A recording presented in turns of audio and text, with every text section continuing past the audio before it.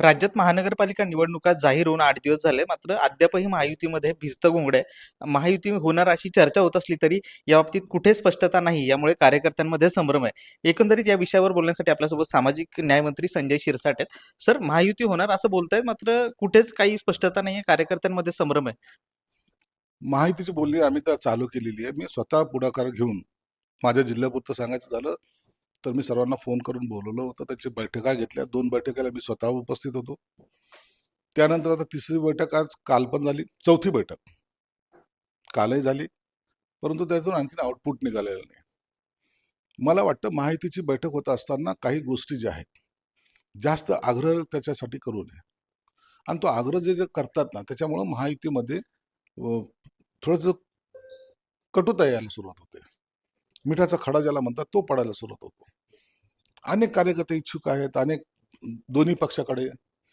त्यांना उमेदवारी कधी देणार, कोणते सीटे घेतलेत कधी कळणार.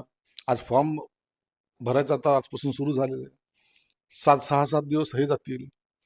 नंतर वापस घेणे ही प्रक्रिया आहे. प्रचाराला दिवस थोडे आहेत. आणि मग जर आपल्याला लढायचं आहे पुढं, तर हे सगळ्या गोष्टी ताबडतोब संपल्या पाहिजेत असं आमचं मत आहे. परंतु तसं होताना दिसत नाही, हे दुर्दैव आहे. पण तुम्ही बोलताना असं म्हटलात की भाजपचे काही लोक जे आहेत, काही नेते आहेत, जे स्थानिकचे आहेत असोत किंवा राज्य पातळीवरचे असो, ते कटुता आणण्याचा प्रयत्न करतात. तर याचा फटका कुणाला बसू शकतो आणि कोण करतंय? असं केलं तर काय परिणाम होऊ शकतो? नाही, भाजपचे तर स्थानिक नेत्यापर्यंत मी सांगू शकतो की काही नेते जाणून बुजून और जागा मागणे, दुसऱ्याला नगण्य समजणे, हे प्रकार ते करतायत. त्यांना वाटतं आमची ताकद फार वाढली. अरे बाबा, तुम्ही मोठे भाऊ, चला मोठे भाऊ. आता नगरपालिकेच्या निवडणुकीमध्ये आम्ही आमच्या मोठ्या भावाच्या भूमिकेमध्ये आम्हीच आहोत. पण तरी त्यांचा आग्रह आहे, तरी आम्ही त्याला चलताय. पण तरी त्यांचा जर हट्टच असेल असा, तर मग आमच्या कार्यकर्त्यांनी करायचं काय, हा प्रश्न आमच्या समोर येतो. मग ती तिची बोलणी पुढे सरकेल कशी, ती सरकार अडचण निर्माण होतात. मी आता येणार, आता तुम्ही पाहत असाल तर अनेक इच्छुक आता माझ्या घरासमोर आहेत. कुणाला सांगू तुमचं तिकीट फायनल झालं, कुणाला सांगू तुम्हाला आपण आता युतीमध्ये जागा सुटली, काहीच सांगता येत नाही. आणि अशा पद्धतीने जर आपण सांगू शकलो नाही तर ते कार्यकर्ते बी बेचैन असतात.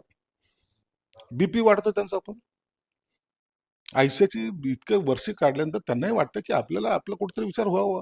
आणि तीच जागा जर उद्या जर भाजप मागत असेल तर आम्ही काय करायचं, प्रश्न आहे ना.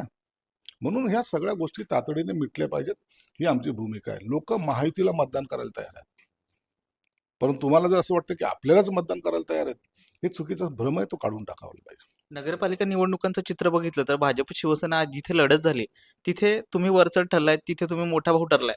तर याचा अनुभव घेऊन किंवा या सगळ्या गोष्टीचा परिस्थिती पाहता, या पुढच्या याच्यामध्ये सावध भूमिका घेतली पाहिजे, याच्यासाठी तुमचं भाजपच्या नेत्यांना काय सांगणं आहे? भाजपच्या नेत्यांना एकच सांगणं आहे की बाबा, हे सगळं जाऊ द्या.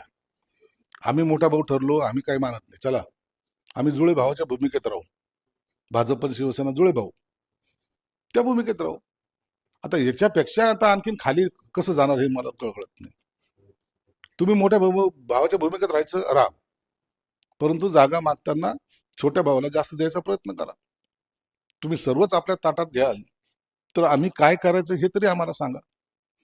म्हणून हा संताप किंवा हे राग जो व्यक्त होतो ते यासाठी की युती करताना आपल्याला बॅलेन्सिंग भूमिका घ्यावी लागली पाहिजे.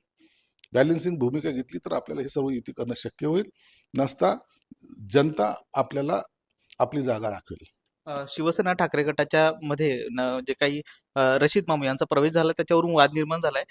म्हणजे खैरे म्हणतात की दानवे लोक आणतात पण ते नंतर निघून जातात. आताही प्रवेश दानवेनी करून घेतला, मात्र खैरे म्हणताय माझा त्याला विरोध आहे. हे सत्य आहे.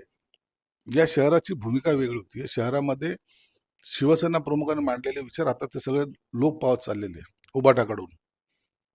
स्वतःच्या स्वार्थासाठी 2 जागा निवडून आणण्यासाठी, त्या मताची गरज भासते म्हणून त्यांना घेण्यासाठी हा जो काही प्रकार चाललाय तो चुकीचा आहे. आणि म्हणून तुम्ही पाहत असाल, जसा त्यांचा प्रवेश झाला रशीद मामूचा, उबाटा मामू झाली या पक्षाची, तसे तसे लोक आता बाहेर पडायला सुरुवात झाली.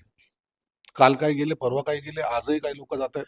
मग ह्या सगळे लोक आता तुमच्याकडे वाट पाहायला थांबत नाहीत. ते म्हणतात तुमच्या स्वतःच्या राजकारणासाठी, स्वतःच्या स्वार्थासाठी तुम्ही पक्ष विकायला लागलात. मग त्यावेळेला खैरेसारखा एखादा माणूस जर त्याला विरोध करत असेल तर निश्चितच त्याची भूमिका ही योग्य आहे असं माझं मत आहे. नक्कीच. तर हे होते सामाजिक न्याय मंत्री संजय शिरसाट. त्यांचं म्हणणं आहे की महायुती झाली पाहिजे तरच त्याचा फायदा होईल. मात्र विलंब झाला तर कार्यकर्त्यांना प्रचार करायला वेळ मिळत नाही असं त्यांनी सांगितलंय. सुशील राऊत, महाराष्ट्र टाइम्स, छत्रपती संभाजीनगर.